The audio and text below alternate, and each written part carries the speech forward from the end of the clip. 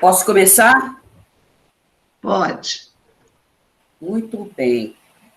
Caminho, Verdade e Vida, capítulo 71, para testemunhar.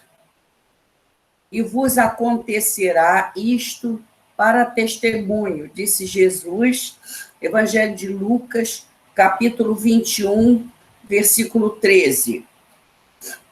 Naturalmente que o mestre não folgará de ver seus discípulos mergulhados no sofrimento.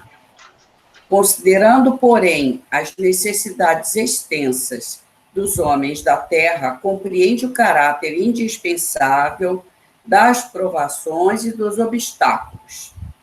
A pedagogia moderna está repleta de esforços seletivos, de concursos de capacidade, de testes da inteligência. O Evangelho oferece situações semelhantes. O amigo do Cristo não deve ser uma criatura sombria, à espera de padecimentos. Entretanto, conhecendo a sua posição de trabalho, num plano como a Terra, deve contar com dificuldades de toda sorte. Para os gozos falsificados do mundo, o planeta está cheio de condutores enganados. Como convocar o Salvador para a continuidade de fantasias? Quando chamamos o Cristo, é para que aprendamos a executar o trabalho em favor da esfera maior, sem olvidarmos que o serviço começa em nós mesmos. Existem muitos homens de valor cultural que se constituíram em mentores dos que desejam mentirosos regalos no plano físico. No Evangelho, porém, não acontece assim. Quando o mestre convida alguém ao seu trabalho, não é para que chore em desalento ou repouse em satisfação ociosa. Se o Senhor te chamou, não te esqueças de que já te considera digno de testemunhar. Muito linda a mensagem, né? Já está exposta, né? O pessoal pode acompanhar. Pode aumentar só um pouquinho. 77, a página. Não é 71? Capítulo 71. Ah, não estava lá, né? Não, ainda não, vai chegar. Pronto. Aí, para testemunhar.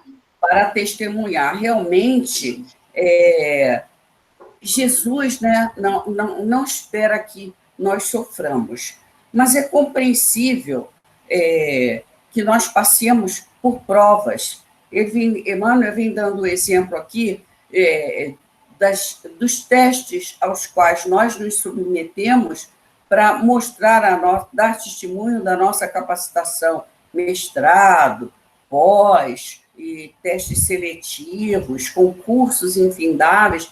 Nós estamos sempre testando a nossa capacidade, dando testemunho daquilo que nós somos capazes no mundo físico.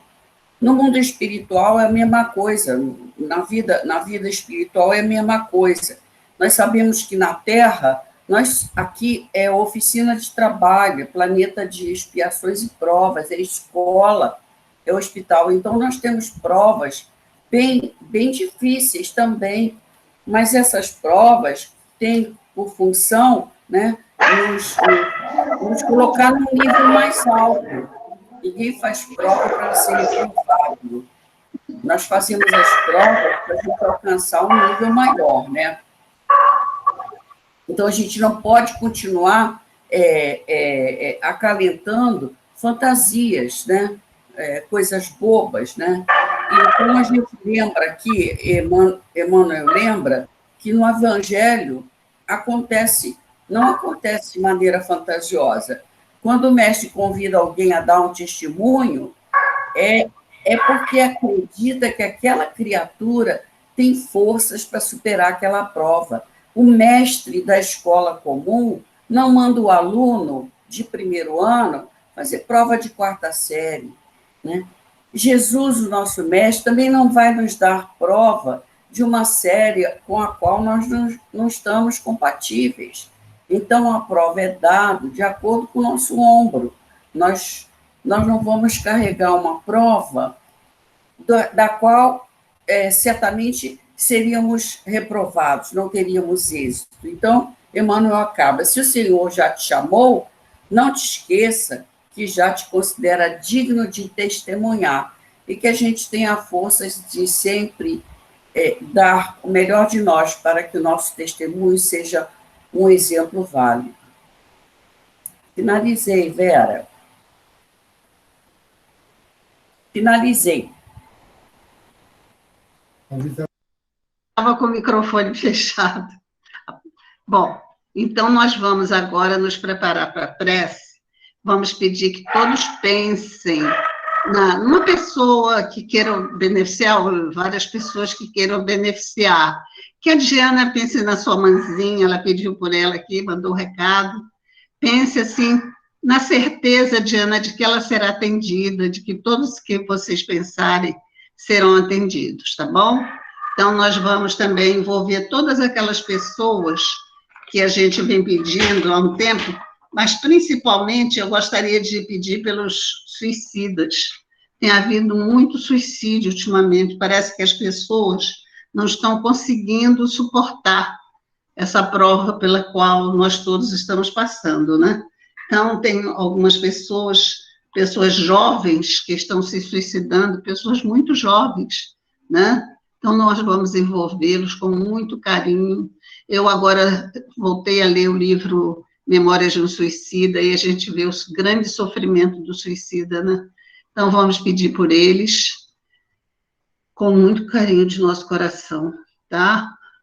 Vamos elevar o nosso pensamento até Jesus, nosso amigo maior, que está sempre conosco, que nos ampara, nos consola e que nos ajuda a passar pelas provas de que necessitamos aqui na Terra.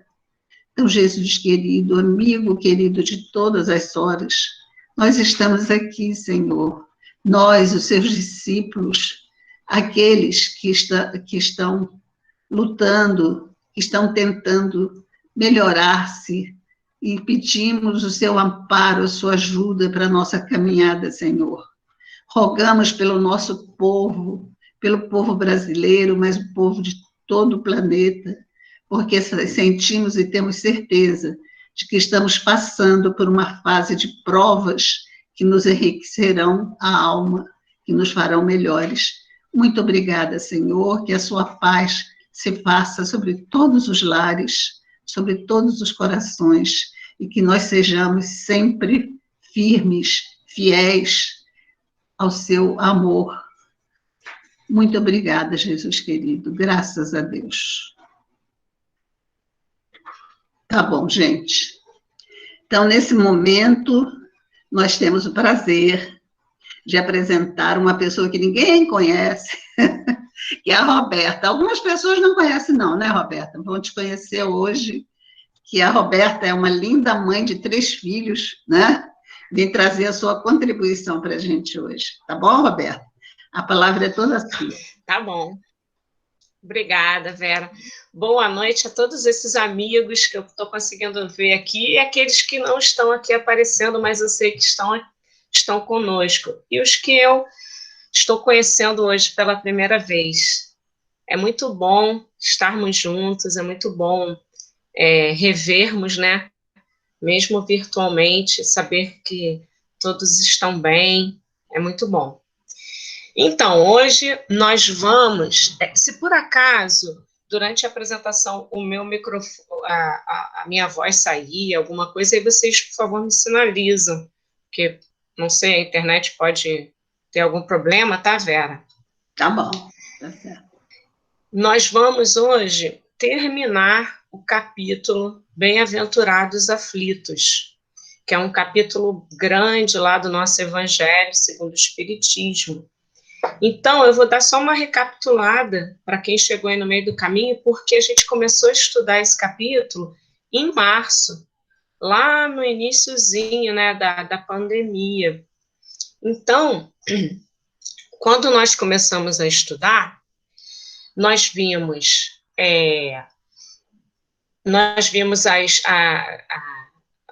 os itens iniciais, que eram as palavras de Jesus, né, falando sobre bem-aventurados aflitos, porque eles serão consolados. Depois nós vimos a justiça das aflições, que a justiça das aflições, ela está baseada na crença da vida futura, porque se a gente não tem essa certeza da crença na vida futura, todas aquelas máximas de Jesus das bem-aventuranças seriam um contrassenso, né? Elas não teriam um respaldo, porque como bem-aventurados aflitos, bem-aventurados pobres de espíritos, né? Bem-aventurados os que têm puro coração, se não tivesse essa certeza da vida futura.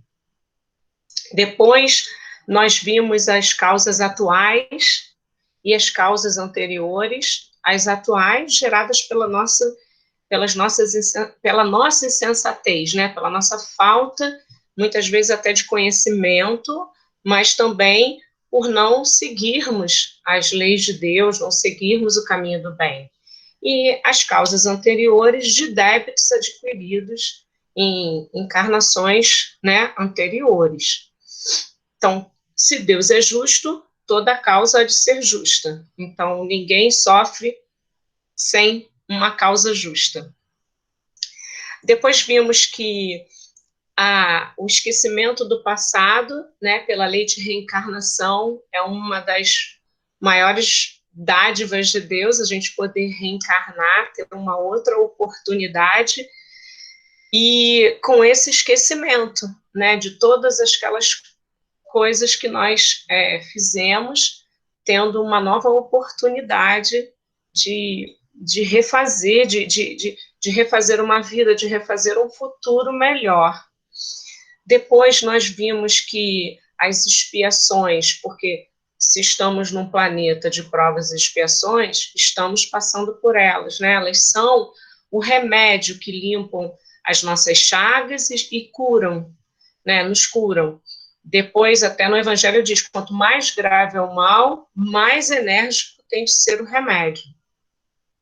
Depois nós vimos que a resignação é uma virtude, né, que nos ajuda a passar por esse sofrimento, a passar por todas essas dificuldades, né, todo esse sofrimento, e adquirir as virtudes, adquirir os méritos, para que a gente possa, então, caminhar rumo à nossa verdadeira felicidade.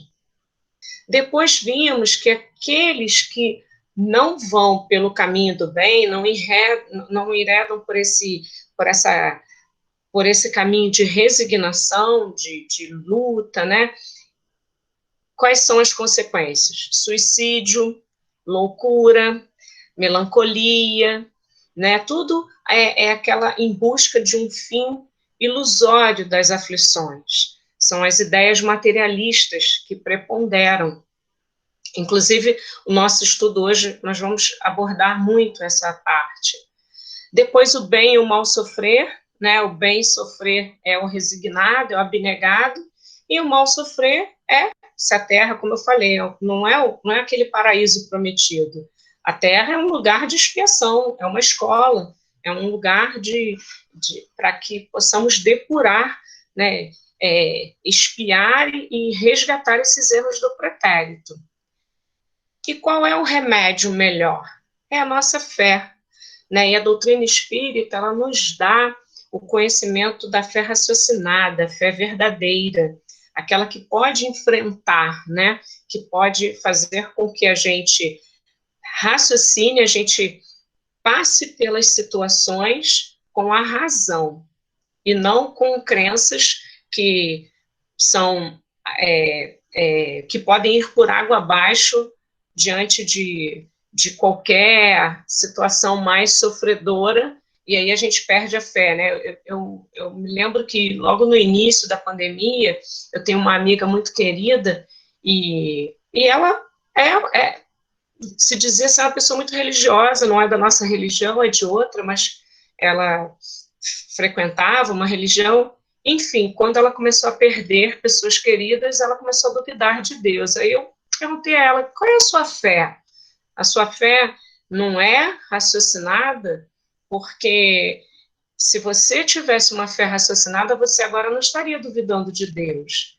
E aí a gente conversou muito e ela foi um momento só de desespero. Ela hoje, graças a Deus, ela está bem melhor. Então, o remédio é esse, é a nossa fé.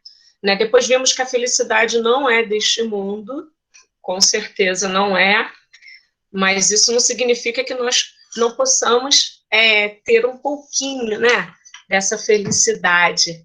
Qual é a mãe que não experimenta uma felicidade, né, ao ver o seu filho ali consigo, próximo? E eu acho que o amor de mãe é uma coisa que a gente pode dizer que é um pouquinho daquela felicidade do outro mundo, né?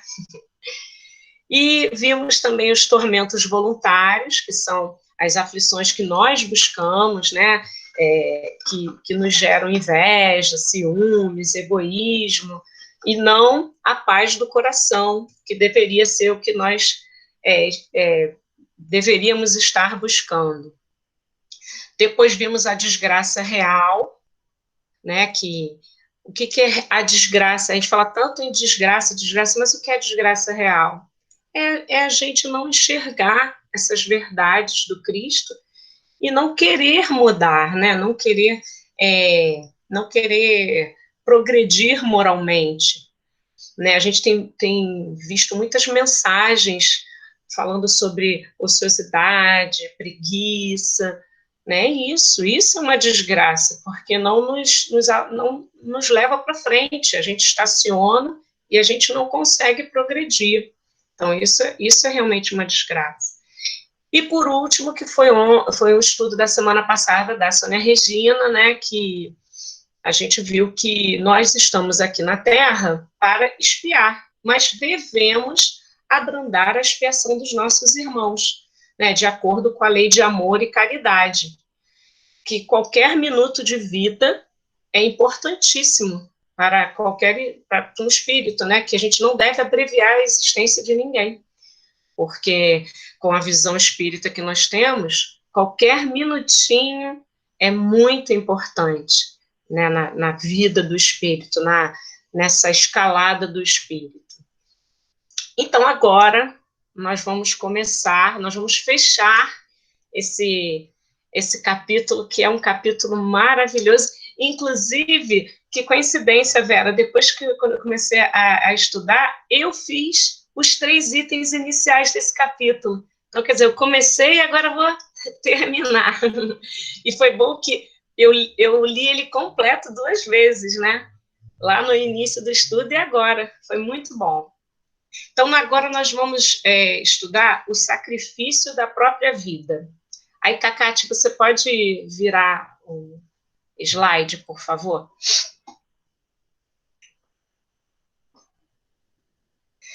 É o item 29.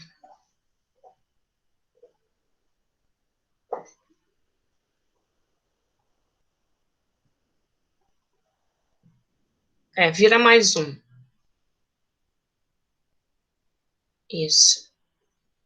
A pergunta é: aquele que se acha desgostoso da vida, mas que não quer extingui-la por suas próprias mãos, será culpado se procurar a morte num campo de batalha com o propósito de tornar útil a sua morte? Aí qual é a resposta que os espíritos dão para Kardec? Que o homem se mate ele próprio, ou faça que outrem o mate, seu propósito é sempre cortar o fio da existência. Há, por conseguinte, suicídio intencional, senão de fato. É ilusória a ideia de que sua morte servirá para alguma coisa. Isso não passa de pretexto para colorir o ato e escusá-lo aos seus próprios olhos. Se ele desejasse seriamente servir ao seu país, cuidaria de viver para defendê-lo. Não procuraria morrer, pois que, morto, de nada mais lhe serviria. O verdadeiro devotamento consiste em não temer a morte, quando se trate de ser útil em afrontar o perigo, em fazer de antemão e sem pesar o sacrifício da vida, se for necessário, mas buscar a morte com premeditada intenção, expondo-se a um perigo, ainda que para prestar serviço, anula o mérito da ação. São Luís, Paris, 1860. Então, aqui, esses grifos, essas partes que estão sublinhadas, fui eu, né, quem fiz, não está no livro, não. Então, qual é o que nós entendemos aqui? A gente vê o seguinte, a pergunta é, a pessoa está desgostosa da vida, mas não quer se matar. E ela é culpada se ela procura a morte? Aqui no campo de batalha, né, ele usa esse exemplo. Mas a gente pode abrir esse campo de batalha para várias outras situações, né? Vamos trazer isso para as nossas vidas. Então, qual é a questão aí que gira em torno? Kardec, quando fez essa pergunta, a intenção dele era perguntar, a pessoa, ela não quer carregar ela não quer carregar o peso. Eu não sou suicida, eu não me suicidei, eu não procurei a morte.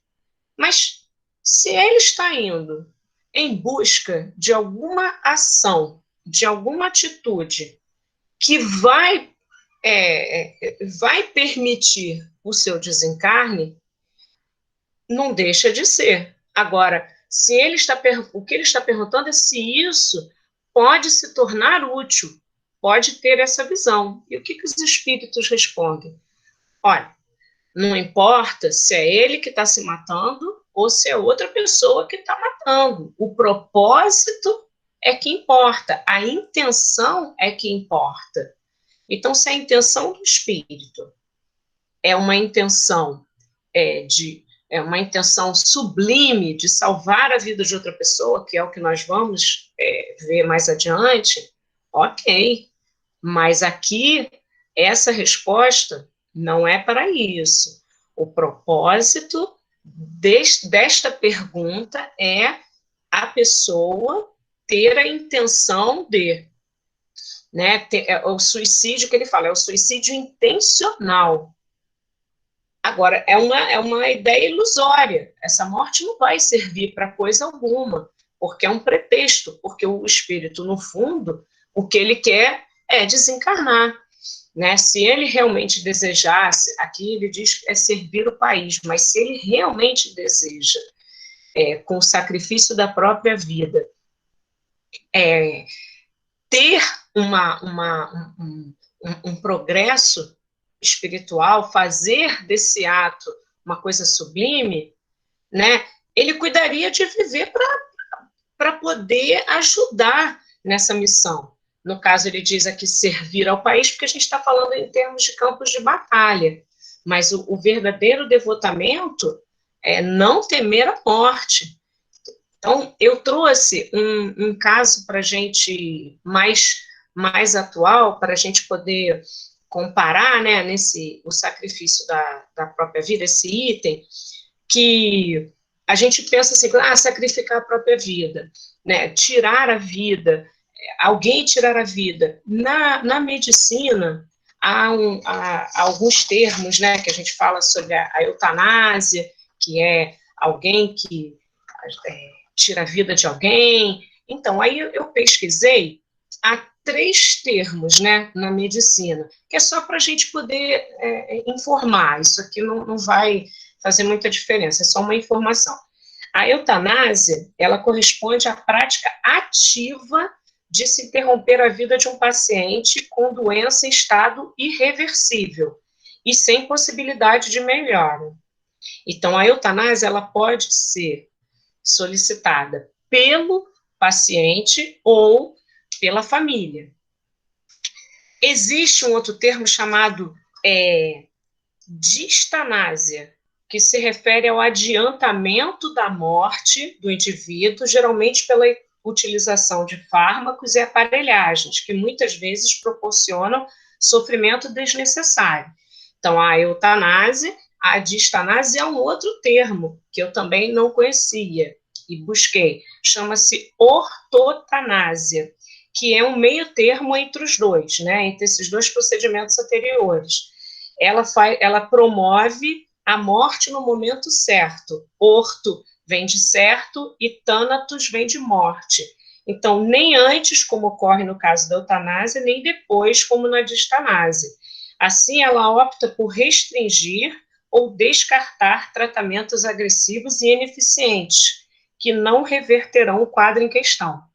No Brasil, a eutanásia ela é proibida, mas essas outras não são. É possível, né? Ainda é permitido por lei tanto a distanásia quanto a ortotanásia. No fundo, todas as três são o quê? Extinção da vida. É a extinção da vida, né? Agora, há países como a Holanda, a Suíça, o Canadá, a Colômbia, Estados Unidos, que permitem a morte, permitem os três casos, a eutanásia, a distanásia e a ortotanásia. Na Bélgica, a eutanásia é permitida desde 2002, né? 18 anos já é permitida a eutanásia. Aí eu trouxe um exemplo que eu achei muito bacana, né? Quando eu estava fazendo o estudo, é de uma atleta, ela é paralímpica, é uma atleta belga, paralímpica. Eu não sei se eu vou soletrar o nome dela corretamente, mas parece que é Marieke Verwoerd. Ela tem autorização para a eutanásia. Ela sofre de uma doença degenerativa progressiva que provoca dores intensas, ataques epiléticos e perda de visão. Ela aposentou-se após participar dos Jogos Paralímpicos aqui do Rio de Janeiro e diz que ainda não decidiu quando vai usar o documento que autoriza legalmente a recorrer à morte assistida. Então, ela pediu esse documento e está lá guardado, ela ainda não sabe quando vai usar. Aí, são as palavras dela agora. Você precisa ir a vários médicos, se consultar com um psiquiatra, precisa provar que não pode mais viver com isso e que não tem chances de melhorar.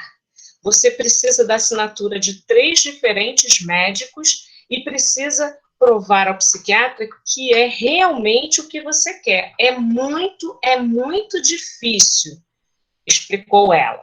Eu tenho uma doença progressiva. Se você me visse anos atrás, eu era capaz de desenhar, de pintar obras incríveis.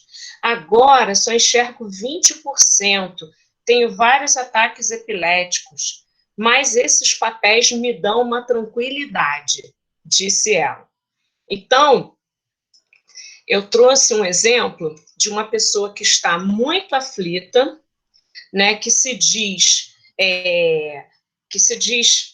desgostosa da vida, né, e os papéis que autorizam a eutanásia são os documentos que trazem essa tranquilidade a ela.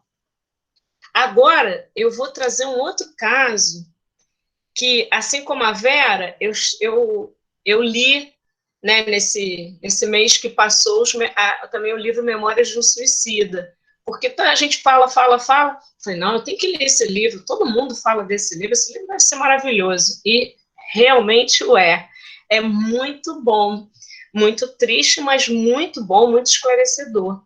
E lá no Memórias do Suicida, para quem não conhece, é uma história pós-mortem, né, do Camilo Botelho, que foi um escritor português chamado Camilo Castelo Branco.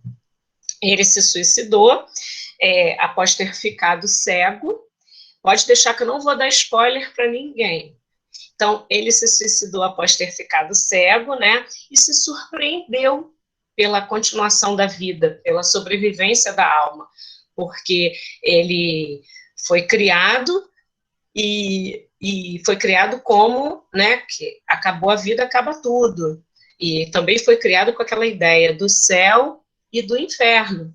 Então, ele foi surpreendido com a sobrevivência da alma, ele foi surpreendido num local chamado Vale dos Suicidas, que eu vou descrever um pouquinho aqui, e aí ele achou que ele ia ficar preso eternamente lá.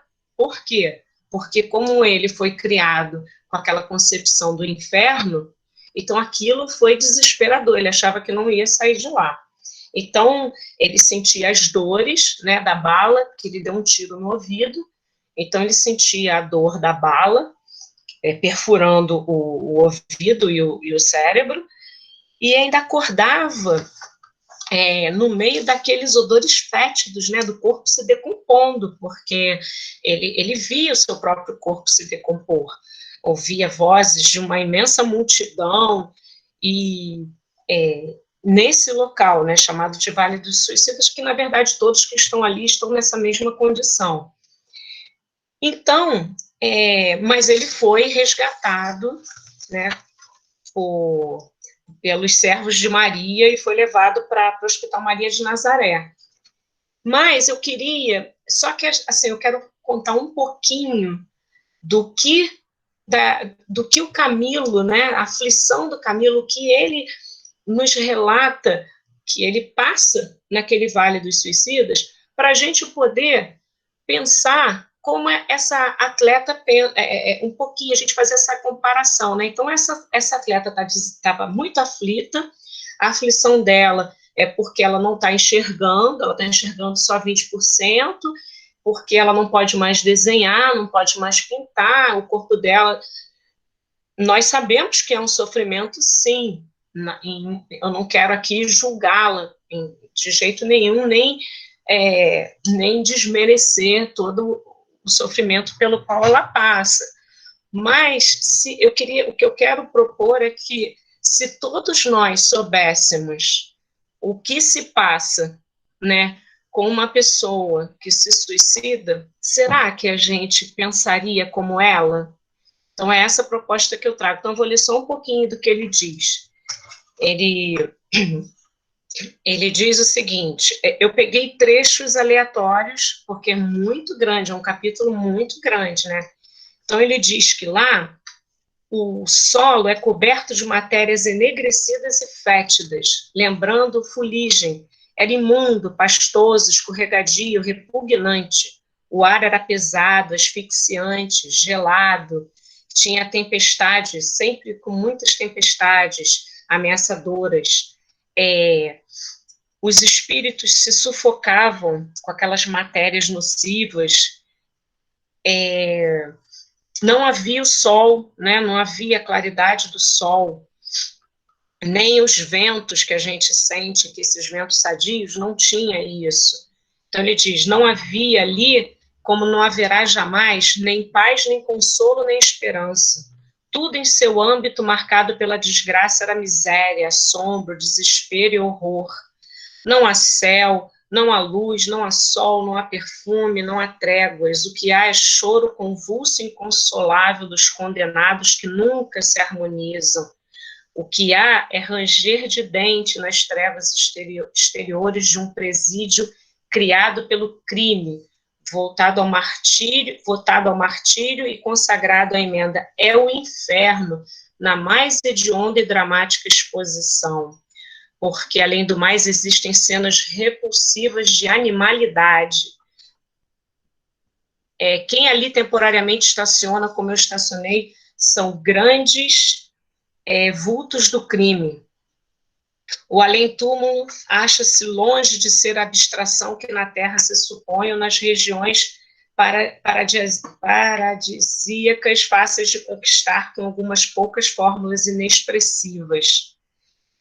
Aí ele vem dizendo a fome, a sede, o frio, a fadiga, a insônia, né? As mais violentas manifestações de terror seguiam-se, então, tudo quanto o leitor possa imaginar dentro da confusão de cenas patéticas inventadas pela fobia do horror, ficará muito aquém da expressão real por nós vividas nessas horas criadas pelos nossos próprios pensamentos distanciados da luz e do amor de Deus.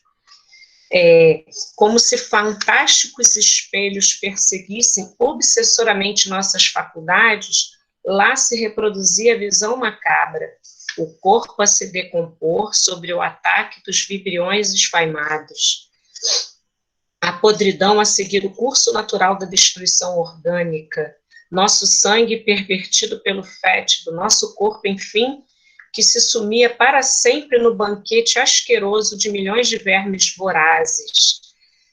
Enfim, aí ele, no final, aí ele fala, nosso ego sensível, pensante, inteligente, que dele se utilizar apenas como de um vestuário transitório, continuava vivo, sensível, pensante, inteligente, desapontado e pávido, desafiando a possibilidade de também morrer. Então, olha, eu acho que é 10% do que está lá, gente. Eu fui cortando. Então, eu não sei se vocês conseguiram, com esse relato, imaginar, né, construir a cena, mas é uma cena muito triste, é uma cena muito triste mesmo, que esses espíritos passam, assim como ele passou. Então, por que eu achei interessante? Porque como a gente está falando do sacrifício da própria vida, não é esse sacrifício que Jesus nos ensinou, né? Não é esse sacrifício que Jesus quer. O que ele quer é que a gente não tema a morte, mas que a gente ame a nossa vida, que a gente faça da nossa vida o melhor, né? Que a gente use a nossa vida para trabalhar, para servir ao Cristo. Se no meio desse trabalho, dessa servidão, dessa prática do bem, nós estivermos diante da morte, só Deus vai saber dizer se a gente deve ou não, né? É Ele que decide, é Ele que tem essa capacidade de julgar-nos e de decretar a nossa verdadeira sentença, né? Porque Ele nos conhece desde que nós fomos criados. Então, eu trouxe esses dois casos porque quantas pessoas, né, desistem de viver, quantas pessoas, essa moça, essa senhora, ela diz que a tranquilidade é ter esse documento. Poxa, se ela tivesse um pouquinho desse conhecimento, será que a tranquilidade dela não seria trabalhar para o Cristo, mesmo diante de tanta restrição física, diante de tanta debilidade?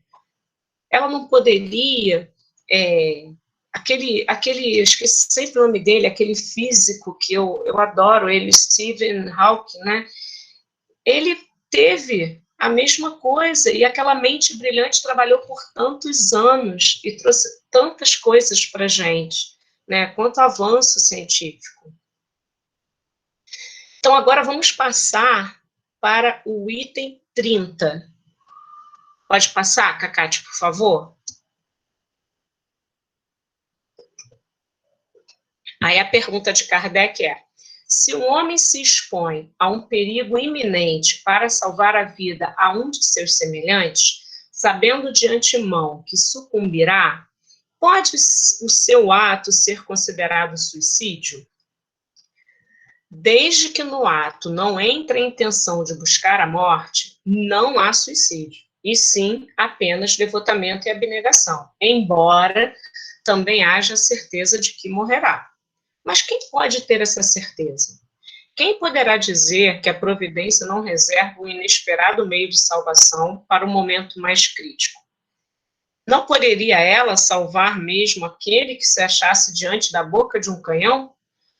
Pode muitas vezes dar-se que ela queira levar ao extremo limite a prova da resignação e, nesse caso, uma circunstância inopinada desvia o golpe fatal. novamente, São Luís, Paris, 1860. Aqui é uma continuidade, né, da pergunta anterior, uma continuação da pergunta anterior. Então, a mesma coisa. Os espíritos respondem que é sempre a intenção que conta. Se no ato não há intenção de buscar a morte, não é um suicídio. Aí eu lembrei de alguns casos que nós temos aqui, né, na vida mesmo, que não só recente, mas casos também de outras épocas. Na época do Holocausto, muitas pessoas arriscavam a vida para salvar, né, os judeus. Tem eu peguei o nome de uma enfermeira, que eu não conhecia a história, ela é uma polonesa, né, chamada Irena Sendler. Ela era uma assistente social, ela foi conhecida como o anjo do gueto de Varsóvia. Ela salvou mais de 2.500 crianças. Ela sabia que os pais iam ser exterminados, ela salvava essas crianças e mandava essas crianças, né, de uma forma clandestina para outras famílias. Então, ela arriscou a própria vida. Também teve aqui no Brasil, recentemente, ali em Minas, uma professora, não sei se vocês lembram, uma creche que teve um vigia que ele atirou fogo, né, na creche, e o nome dela é Ellen. Ela era uma professora, uma escola em Janaúma.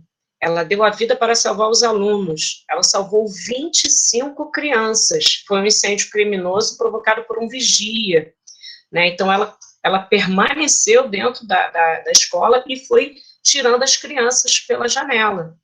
Ela teve 90% do corpo queimado e não resistiu.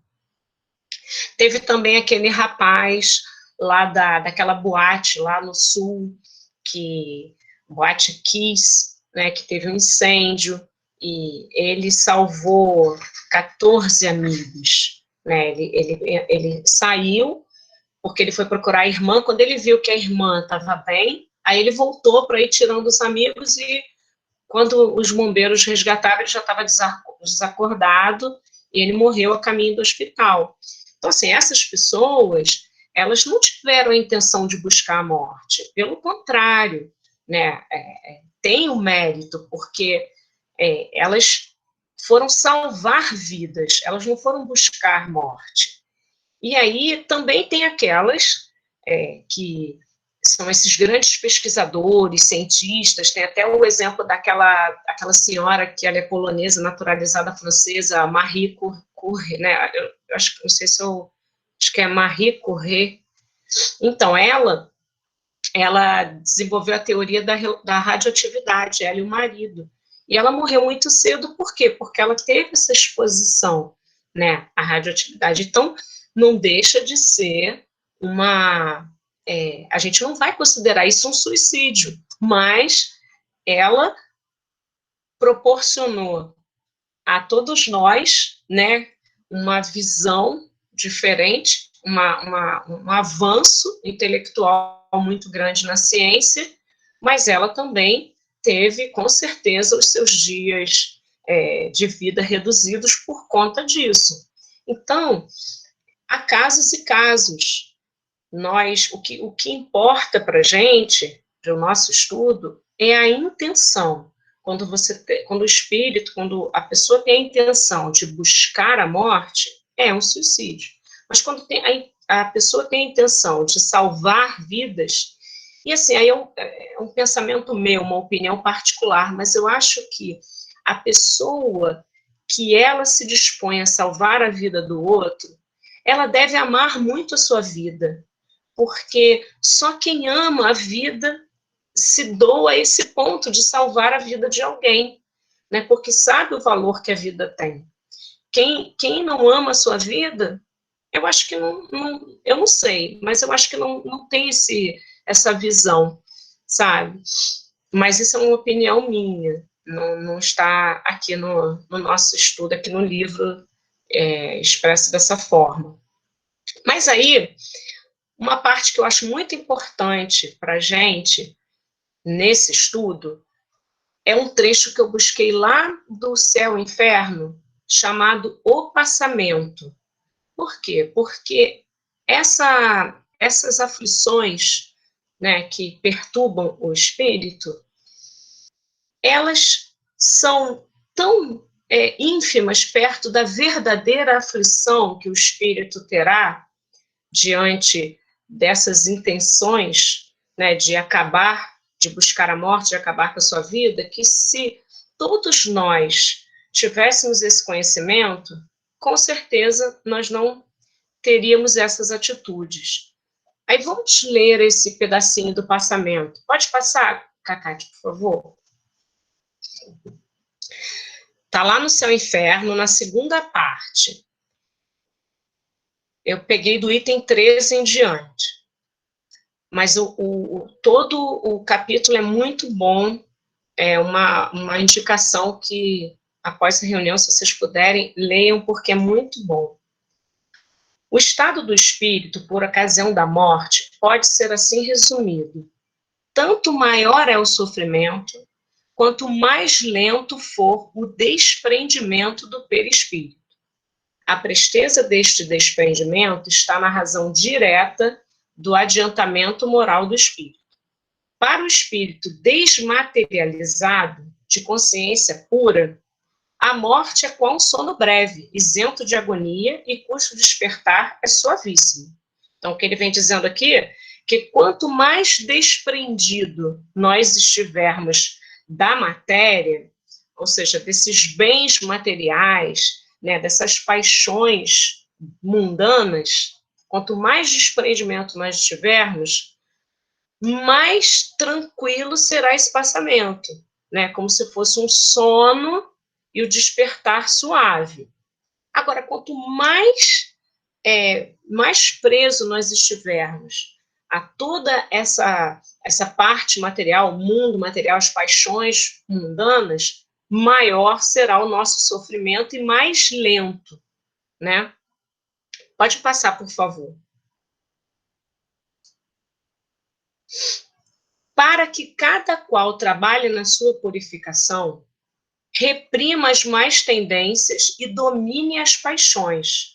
Preciso se faz que abdique das vantagens imediatas em prol do futuro, visto como, para identificar-se com a vida espiritual, encaminhando para ela todas as aspirações e preferindo-a à vida terrena.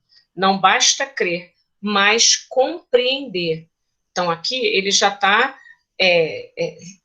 instruindo a gente, orientando, que a gente tem que trabalhar aqui para,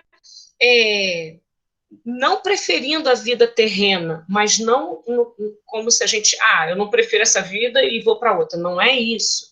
É preferindo em termos de viver com a intenção de se purificar e ascender, né, o espírito, a vida espiritual. Então, eu vivo aqui, mas eu vivo, é o famoso dar a César o que é de César e a Deus o que é de Deus, né? Então, a gente tem que viver no nosso mundo, nós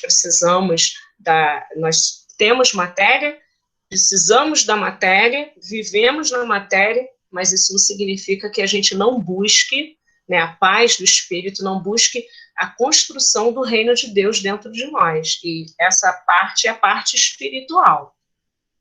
Então, continuando. Devemos considerar essa vida debaixo de um ponto de vista que satisfaça ao mesmo tempo a razão, a lógica, ao bom senso e ao conceito em que temos a grandeza, a bondade e a justiça de Deus. Considerado deste ponto de vista, o Espiritismo, pela fé inabalável que proporciona, de quantas doutrinas filosóficas que conhecemos, a que exerce mais poderosa influência. O espírita sério não se limita a crer porque compreende, e compreende porque raciocina. É a fé raciocinada que nós falamos lá no início da reunião. A vida futura é uma realidade que se desenrola incessantemente a seus olhos. Uma realidade que ele toca e vê, por assim dizer, a cada passo, e de modo que a dúvida não pode empolgá-lo ou ter guarida em sua alma. A vida corporal, tão limitada, amesquinha-se diante da vida espiritual, da verdadeira vida. Que lhe importam os incidentes da jornada se ele compreende a causa e a utilidade das vicissitudes humanas quando suportadas com resignação? A alma eleva-se-lhe nas relações com o mundo visível. Os laços fluídicos que o ligam à matéria enfraquecem-se, operando-se por antecipação um desprendimento parcial que facilita a passagem para outra vida. A perturbação consequente à transição pouco perdura, porque, uma vez franqueado o passo, para logo se reconhece, nada estranhando, antes compreendendo a sua nova situação. Aí a gente lembra daqueles cristãos lá da época, né, lá próximo a Jesus, que iam lá para o circo máximo, que eram devorados pelas feras, né? Mas eles estavam ali entoando cânticos, e aquela alma já estava praticamente desprendida. Então, pelos relatos que nós temos nos livros, o Ave Cristo, 50 anos depois, nós vemos os espíritos, eles nos contam que devia ter aquela dor, mas eles já estavam ali praticamente ligados com a espiritualidade, né? A Lívia do 50 anos depois, ou 2000 anos, acho que 2000 anos, né, a Lívia, ela estava ali no circo máximo e ela foi recebida por Jesus, né? A Joana de Cusa foi recebida por Jesus. Então, nós sabemos que se nós aqui, nesse mundo que estamos espiando, que temos as nossas aflições, os sofrimentos, se nós agirmos com abnegação, com o devotamento ao bem, com a resignação, né? Crendo, tendo essa certeza, sem uma dúvida, a certeza da justiça e da bondade de Deus, esse desprendimento, ele vai ser um passamento suave, como os espíritos nos relatam, né? Agora, cada vez que a gente continua preso, continua vivendo em função dos prazeres que a matéria nos proporciona, esse desprendimento vai ser mais difícil. Então, pode passar, por favor, Cacate.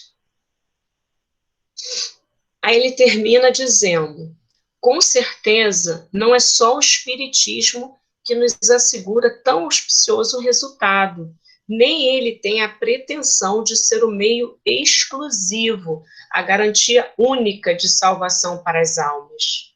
Força é confessar, porém, que pelos conhecimentos que fornece,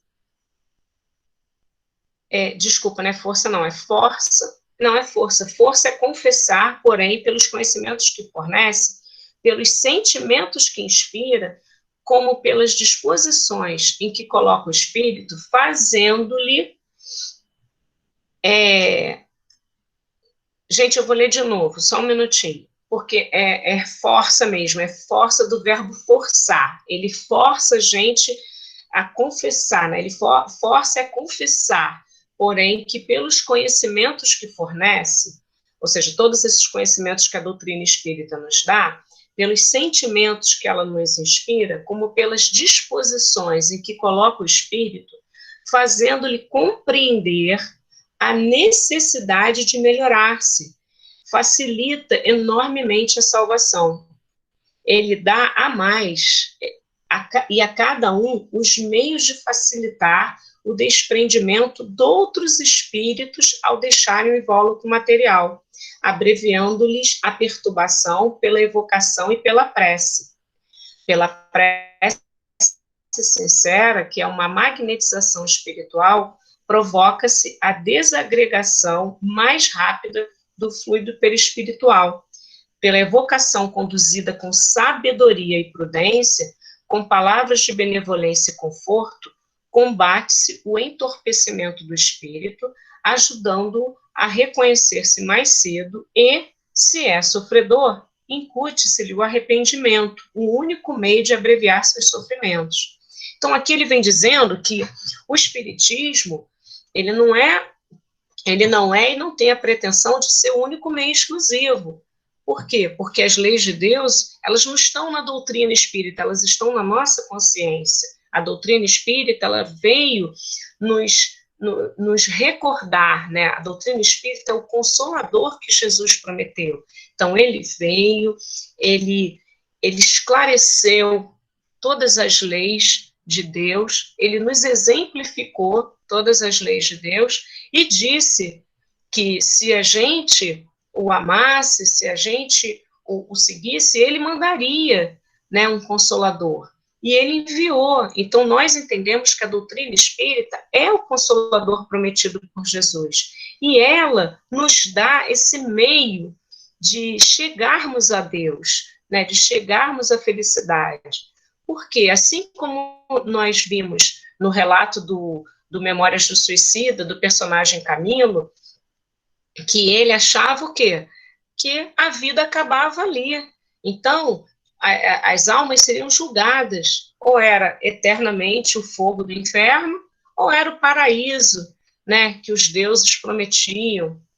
Mas ele viu que não era nada disso, né, que ele precisaria, e ele achava que era isso, mas ele foi resgatado, ele teve muita orientação, muito estudo, e ele realmente descobriu que há uma vida e há uma continuidade dessa vida. E há uma misericórdia de Deus para que ele pudesse reparar os erros através da reencarnação, não só ele, como todos nós. Então, diante dessa... isso é uma verdadeira propriedade, a gente ter esse conhecimento, porque a gente pauta as nossas atitudes, as nossas ações na prática do bem, porque se nós tivermos uma conduta que não seja, né, próxima às leis divinas, nós não vamos ser felizes. Está lá no Livro dos Espíritos. Nós só somos felizes quando a gente segue as leis de Deus, e somos infelizes quando nos afastamos delas. Então, tendo esse conhecimento, esclarecendo, não é que fique mais fácil, não é mais fácil, é difícil. Por quê? Porque nós estamos num mundo onde a maldade prepondera, onde há espíritos em expiações, o remédio, né? O remédio é amargo, o remédio é severo, nós precisamos desse remédio. Mas aí é que está. Aquele que já começa a fazer o seu trabalhinho, aquele que já começa a colocar a conquista espiritual acima da conquista material, ele já está no caminho, né? E vai ter uma estrada aí pela frente, mas o caminho que ele escolhe já é o caminho mais curto, né? Digamos assim. Então, esse grifo é meu. Por quê? Porque eu achei muito legal quando ele diz que ele dá a todos nós, mas ele ainda dá a cada um de nós os meios de facilitar o desprendimento de outros através da prece. Então, a gente não só está tendo conhecimento, como a gente pode ajudar aqueles que não têm, né? Através da prece verdadeira, da prece sincera. Então, eu achei essa parte do céu e inferno muito pertinente para esse estudo, porque é um consolo tão grande. Então, aquelas pessoas que estão aflitas, eu acredito que esse estudo traz essa certeza, né? Traz um conforto. Mas vamos continuar. Passa aí, por favor, Cacate. Aí a última pergunta, né, do capítulo é: proveito dos sofrimentos para outrem. Os que aceitam resignados os sofrimentos por submissão à vontade de Deus e tendo em vista a felicidade futura, não trabalham somente em seu próprio benefício? Poderão tornar seus sofrimentos proveitosos a outrem? Então, o que ele está perguntando? Aquele que está resignado, que ele aceita a vontade de Deus, ele é submisso, porque ele está já tendo essa ideia da vida futura, ele não está trabalhando somente em seu benefício, ou ele pode tornar esses sofrimentos dele proveitosos a outrem, né, a outros espíritos? Podem esses sofrimentos ser de proveito para outrem, material e moralmente. Material, se pelo trabalho, pelas privações e pelos sacrifícios que tais criaturas se imponham, contribuem para o bem-estar material de seus semelhantes. E moralmente, pelo exemplo que elas oferecem de sua submissão à vontade de Deus. Esse exemplo do poder da fé espírita pode induzir os desgraçados à resignação e salvá-los do desespero e de suas consequências funestas para o futuro. Também São Luís. Aí eu lembrei, quando eu estava lendo essa questão, eu lembrei de um caso que tem lá no livro Libertação, que a gente faz o estudo todo sábado, um estudo maravilhoso, que eu fico muito triste quando eu perco, mas esse livro também, são tantos livros bons, mas esse livro também é muito especial. E lá nesse livro Libertação, tem esse livro é assim, o André Luiz, ele está com o instrutor dele, né, e eles vão em uma expedição a uma cidade estranha, mas ele faz umas escalas. Então, numa dessas escalas, ele conhece um templo. Esse templo é consagrado à materialização de espíritos superiores, de espíritos sublimes, né, entidades sublimes. E esse templo, ele tem essa característica porque, por vários séculos, os espíritos faziam preces e essas vibrações da prece deram condições, né, desses espíritos mais adiantados se materializarem ali. Então, eles assistiram à materialização de uma mãe cujas 2 filhas estavam ali. Elas tentavam, há 6 anos, sensibilizar o pai, que por conta de um crime cometido, se comprazia na companhia de espíritos ignorantes e infelizes e procedia como um louco. Aí a mãe, nesse encontro, ela incentivava as moças a não desistirem da recuperação do pai, porque o pai, quando encarnado, ele envenenou um sobrinho, né? Ele matou esse sobrinho, envenenando, para ficar com uma riqueza. O livro não diz, mas assim, deve ter sido uma herança. Então, ele, com a morte desse sobrinho, ele teve uma riqueza muito grande, e essa riqueza proporcionou à mãe e às filhas um conforto material, né, uma educação, uma fartura. Então, elas não tiveram nenhuma participação no crime, mas elas usufruíram daquela consequência do crime. Então, elas estavam ali tristes, né, e por 40 anos o pai, enquanto encarnado, sofria por aquele crime que ele cometeu. Ele sofria, ele tinha uma aflição vinculada a entidades maliciosas e vingativas, né? Isso tudo para proporcionar a elas uma existência de conforto. Então, através da lei da reencarnação, elas poderiam saldar essa dívida, uma dívida secreta, porque elas não tiveram a participação, mas elas foram beneficiadas. Então, como que ia ser? A mãe, né, esse espírito um pouco mais evoluído, ela teria de novo, ela teria a companhia, né, do pai como o marido dela, e eles 2, então, receberiam muitos filhos, e entre esses filhos, eles receberiam o sobrinho, que foi assassinado, foi envenenado, 6 entidades que estavam ligadas a esse sobrinho, né, já entidades, espíritos inferiores, espíritos que necessitavam de ajuda, e mais elas 2. Então, elas 2 seriam os anjos que ajudariam a mãe nesse processo. Então, a mãe diz que ia ser uma experiência difícil, ia ter muita discórdia, ia ter muita tentação, mas que elas juntas, pela lei do amor, né, ligadas em amor e a fé em Deus, elas conseguiriam, elas teriam elas tinham essa vontade muito grande.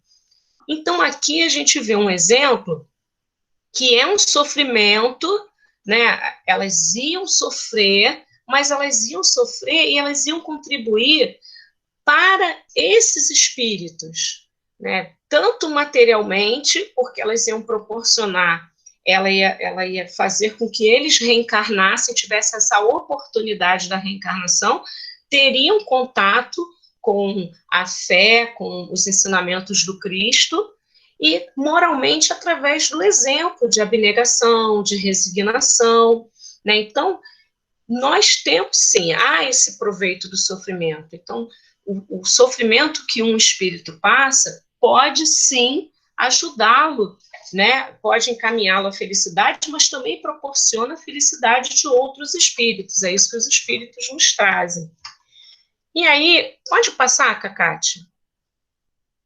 E aí eu trouxe uma pergunta, lá no Livro dos Espíritos, né, tem uma parte do Livro dos Espíritos, que é da questão 943 até 957, que fala sobre suicídio, sobre os sofrimentos, mas eu não quis trazer isso, porque a gente já estava falando, eu quis trazer essa questão, a 976, que ela pergunta o seguinte: o espetáculo dos sofrimentos dos espíritos inferiores não constitui para os bons uma causa de aflição? E, nesse caso, que fica sendo a felicidade deles se é assim turbada? Então, quando um espírito é bom e vê o sofrimento de um espírito inferior, é uma causa de aflição? O espírito superior ele fica aflito de ver aquele espírito inferior dessa forma? Aí os espíritos respondem: não constitui motivo de aflição, pois que sabem que o mal terá fim. Auxiliam os outros a se melhorarem e lhes estendem as mãos. Essa a ocupação deles, ocupação que lhes proporciona gozo quando são bem-sucedidos.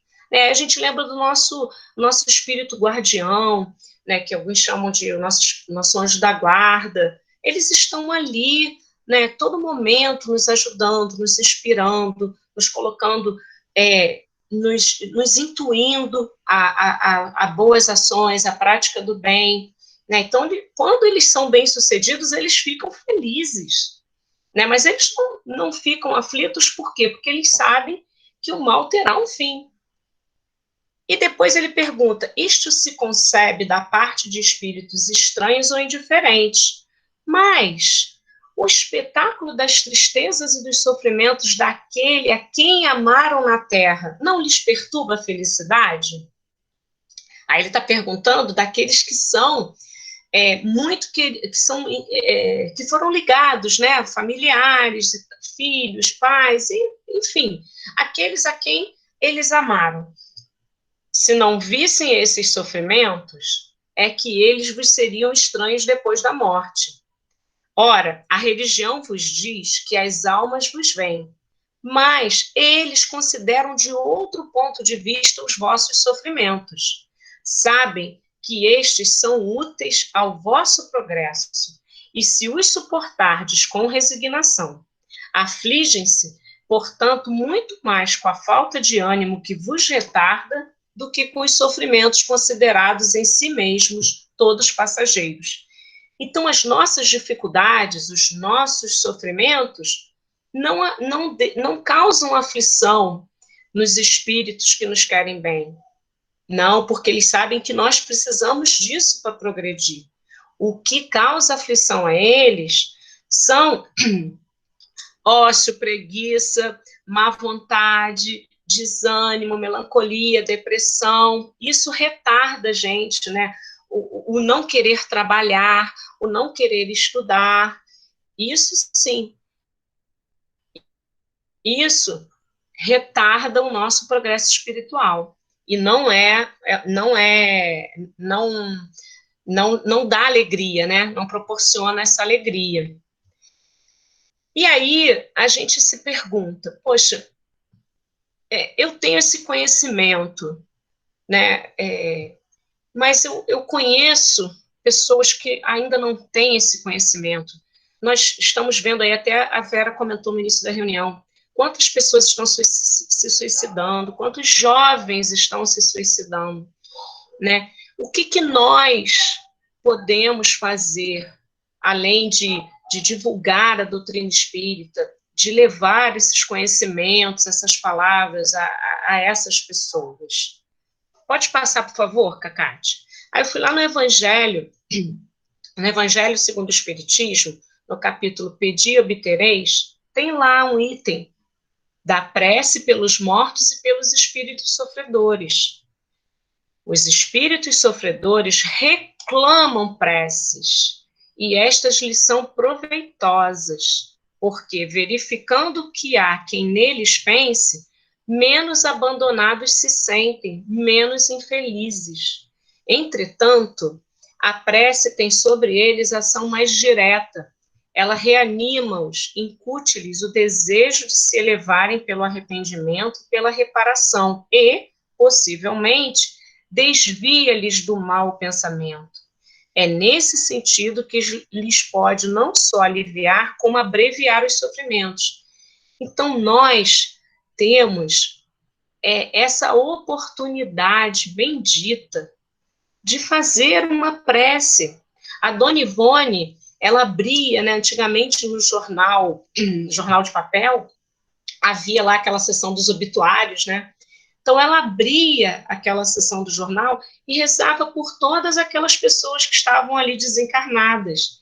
E depois, ela até rezava mais pelos suicidas, se eu não me engano, porque ela tinha, né, ela tinha essa vontade. E nós podemos, gente, nós devemos, né, fazer essa prece, pedir por esses espíritos sofredores. Eles reclamam preces, eles pedem. Quando a gente lê os exemplos do céu e inferno, dos espíritos infelizes, dos espíritos suicidas, eles pedem, pelo amor de Deus, lembrem de nós, façam prece por nós, porque nos dá um alívio. Então, é como a gente pode aliviar a dor desses espíritos sofredores. Então, a prece é um instrumento maravilhoso que nós temos e todos nós podemos utilizar, né? Tem uma página do Emmanuel, que é no livro Segue-me, chamada Ponto Certo, Ponto Certo. Tem uma parte, eu não vou ler a página toda porque ela é grande, eu tirei um pedacinho que eu achei tão pertinente, achei muito legal. O Emmanuel fala assim para a gente: não nos iludamos, mais dia, menos dia, todos sofrem. Há, contudo, quem sofra com revolta, com desânimo, com desespero, com rebeldia, perdendo o valor da prova em que se vê. Convençamo-nos, assim, sejam quais forem as circunstâncias, sejam quais forem as circunstâncias em que nos achemos, que o processo exato de nos encomendarmos à providência divina será, na essência, auxiliar, abençoar, desculpar e servir, sempre e sempre, em toda parte, porquanto o serviço ao próximo é o ponto certo de nossa ligação com Deus. Não basta sofrer simplesmente para ascender à glória espiritual. Indispensável é saber sofrer, extraindo as bênçãos de luz que a dor oferece ao coração sequioso de paz. Muita gente padece, mas quantas criaturas se complicam angustiadamente por não saberem aproveitar as provas retificadoras e santificantes. Seria útil sofrer com a volúpia de estender o sofrimento aos outros? Não será agravar a dívida o ato de agressão ao credor? Somente porque resolveu ele chamar-nos a contas? Raros homens aprendem a encontrar o proveito das tribulações. A maioria menospreza a oportunidade de edificação e, sobretudo, agrava os próprios débitos, confundindo o próximo e precipitando companheiros em zonas perturbadas do caminho evolutivo. Todas as criaturas sofrem no cadinho das experiências necessárias, mas bem poucos espíritos sabem padecer como cristãos, glorificando a Deus. Então, a mensagem que fica do nosso estudo é que a gente saiba, né, saiba sofrer, saiba aceitar o sacrifício. Não sacrifiquemos a nossa vida, mas que a gente busque, né, salvar vidas, seja através da prece, seja num gesto meritório, mas seja amando, né, seja levando essa certeza de que o nosso progresso, a nossa felicidade, ela só vai ser alcançada se a gente realmente tiver o amor, tiver a vontade de servir a Deus, a vontade de obedecê-lo, de fazer a sua vontade, de fazer com que a sua lei seja cumprida. E as aflições, elas são pertinentes, elas são justas, porque Deus é justo, elas são necessárias para todos nós. Agora, essas aflições, elas precisam ser bem, como ele diz aqui, né? Elas precisam ser sem desespero, sem rebeldia, elas precisam ser entendidas, né? Para que todos nós possamos realmente alcançar essa felicidade. Aí, o último slide, que eu já estava esquecendo dele, estava empolgada aqui, pode passar, Cacate, por favor? É um pedacinho do Caminho, Verdade e Vida, chamado Ídolos. Ele não está completo, eu só tirei esses 3 parágrafos, porque eu achei muito importante, porque ela chama-se Ídolos, porque são os ídolos materiais, né, que nós glorificamos aqui na Terra e que não devemos, nós devemos glorificar a Deus. Então, ele diz que a ambição de alcançar os valores espirituais de acordo com Jesus chama-se virtude. O propósito de atingir vantagens transitórias no campo carnal, no plano da inquietação injusta, chama-se insensatez. Os primeiros lugares, entre aspas, que o mestre nos recomendou evitemos, representam ídolos igualmente. Não consagrar, portanto, as coisas da vida e da alma ao culto do imediatismo terrestre é escapar de grosseira posição adorativa. Quando te encontres, pois, preocupado com os insucessos e desgostos no círculo individual, não ouvides que o Cristo, aceitando a cruz, ensinou-nos o recurso de eliminar a idolatria mantida em nosso caminho por nós mesmos. Então, que nós possamos, né, adquirir essa virtude através dos valores espirituais, né, dessa ambição de alcançar os valores espirituais, e que nós transformemos essas tristezas, esses desgostos, né, a gente transforme isso em trabalho, em vontade de servir, né, em prol de nós mesmos e em prol de outros. É isso, gente, foi muito bom fazer estudo.